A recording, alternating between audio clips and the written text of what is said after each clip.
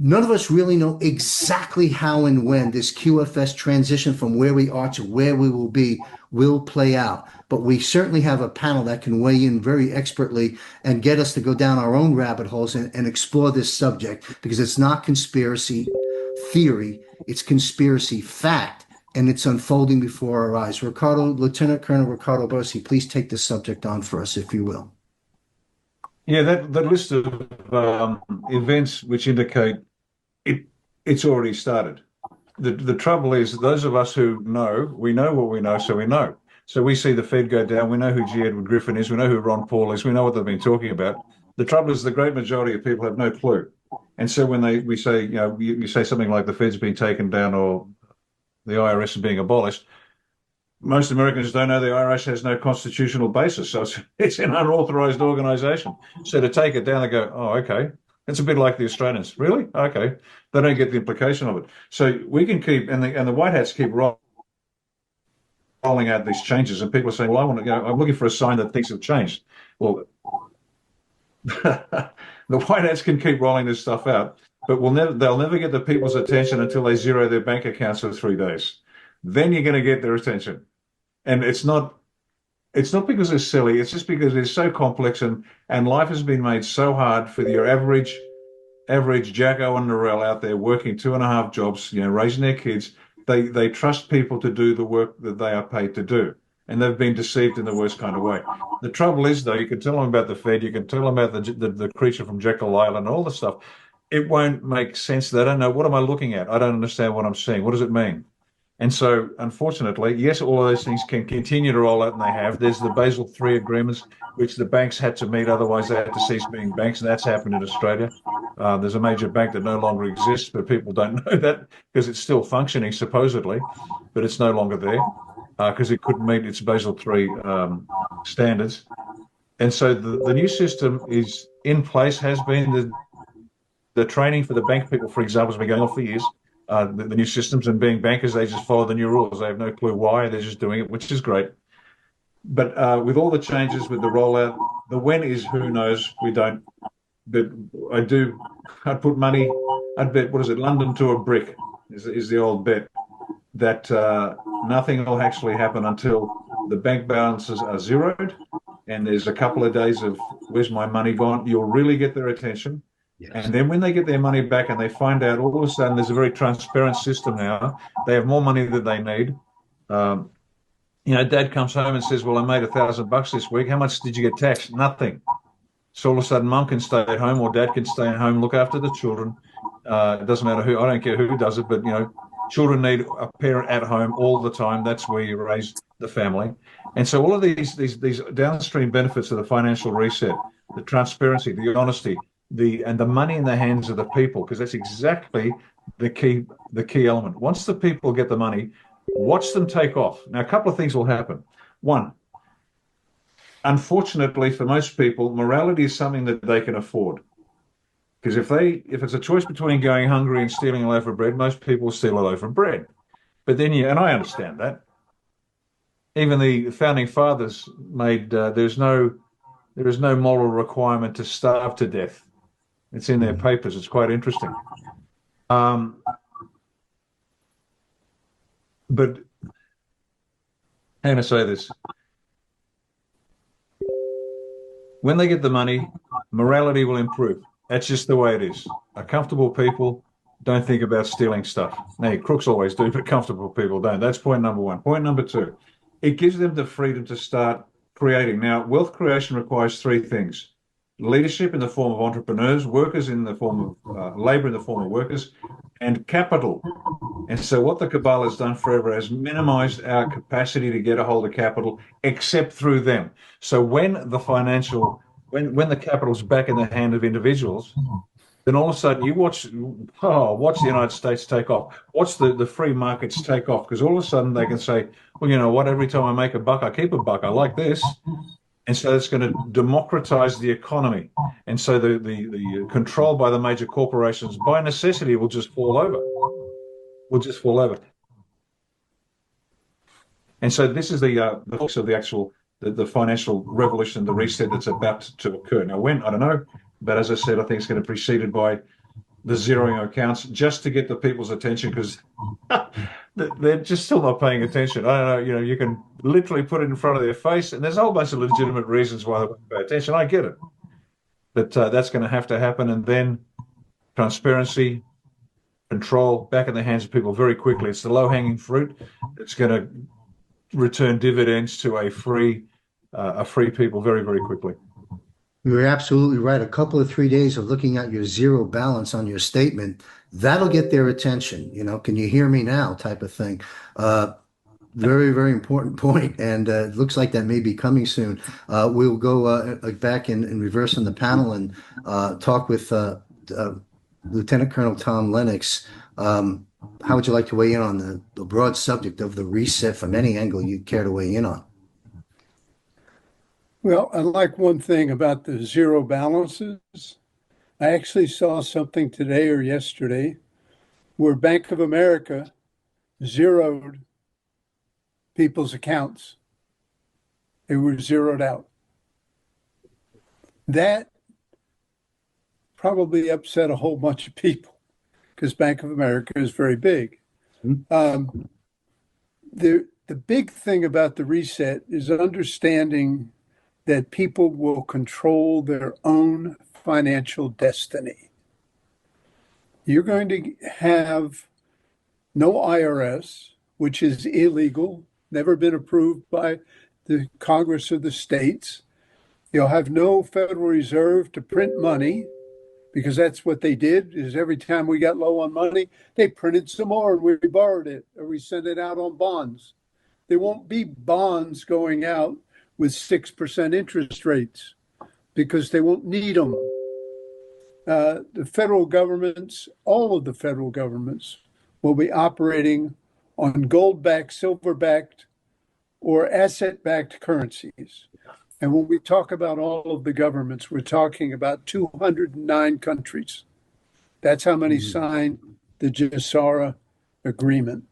So when we start talking about 209 countries have signed the agreement that they will use asset-backed currency and that they will agree to operate one-to-one, we have a huge global financial reset.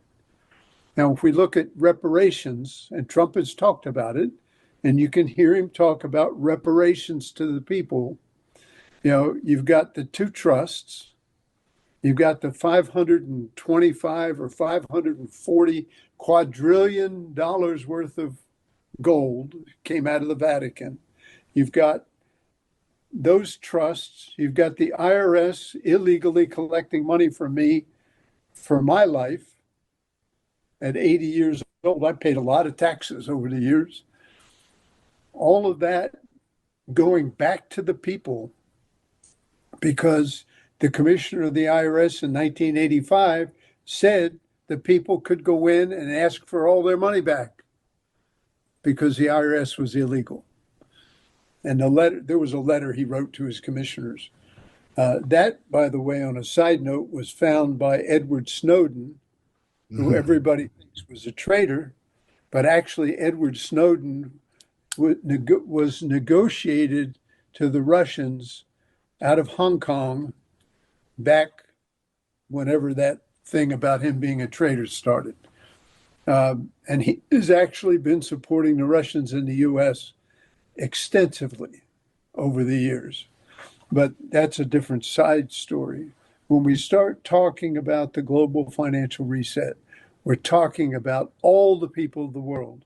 If you're an illegal in the United States, the way you get your reparations is going back to your home country. You can't get them in the United States. If you're an illegal in Australia, if you're an illegal in Europe, you have to go back to your home country to get reparations. So you're not going to get any money, any of the big money. And I talked about the other day that the numbers are huge. And they're based on age, and they're based on having people still continue to work. Because the critical piece is going to be, if I want to do art for my profession, I will have the money to be able to do art as my profession. or I'll be a musician. I can be a musician. I don't have to be making a lot of money at it because I'll have sufficient funds to support my profession. So when we look at that and all the people have their own profession and what they really love to do, right now we got a lot of people doing a lot of work that they don't like. They're too smart for it, or they've never been given the opportunity to get to it. As an old military guy, I know I have a friend who was an Air Force sergeant. He couldn't understand why his parents didn't know he could go to college. He grew up in Ohio, so he went to college on his own, and he's some kind of cyber expert. Now he's retired. But when you look at that and you look at the opportunities for people, we're going to change the education system. Half the kids can't write today.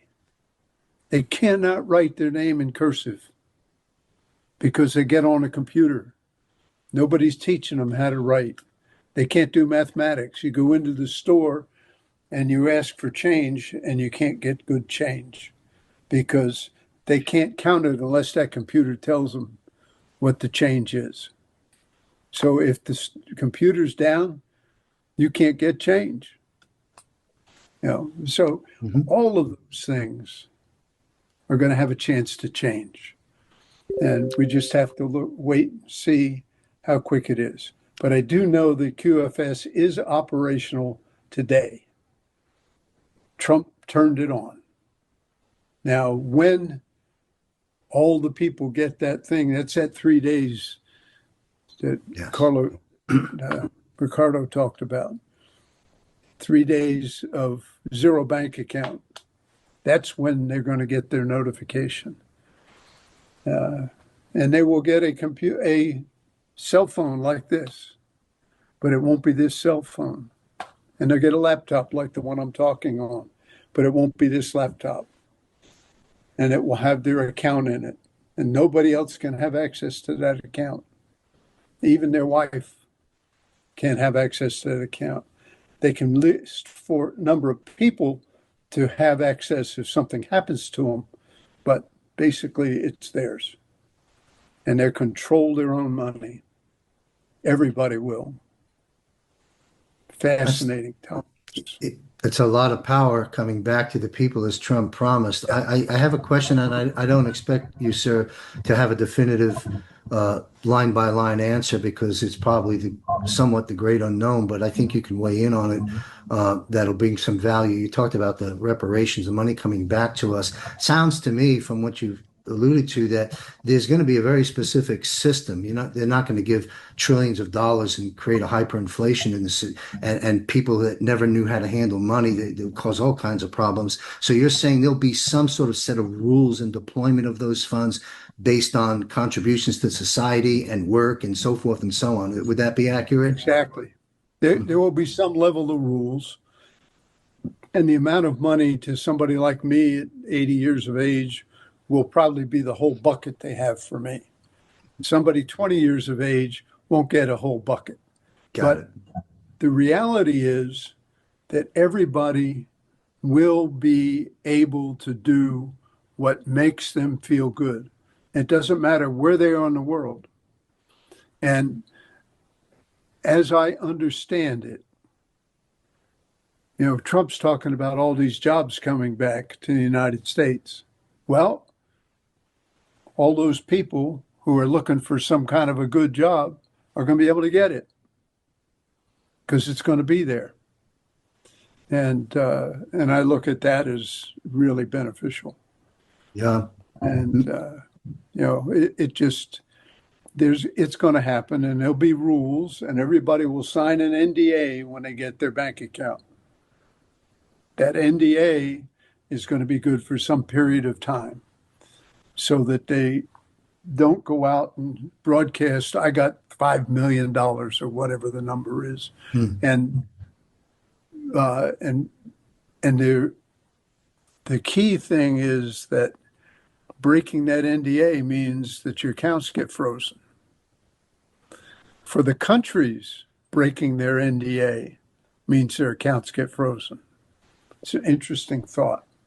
Wow, this is fascinating dialogue, and we're curious to see how it drips out, how it plays out, and what impact it has. And Yeah. something came to my mind, and that is, as listening to you, sir, the Trump saying, "I'm going to give the power back to the people," as Ricardo said. You know, make a buck, you earn a buck, you keep a buck, and and what it does is it gives us the ability, as you said, if an artist wants to paint, he can paint, you know, instead of having three jobs he hates to barely make ends meet. And so what you have here is this allows for us to be sovereign individuals. This allows us to be children of God. This allows us to exercise our innate gifts, talents, and abilities that we got from the Creator, which has been completely suppressed since day one for everyone. That is a major paradigm shifting victory in this battle between good and evil. And I think the scales have tipped and evil's getting a run for its money for the first time, certainly in my life. And so thank you for sharing all that. It's very, very insightful and important information. Same question. We'll go through the panel.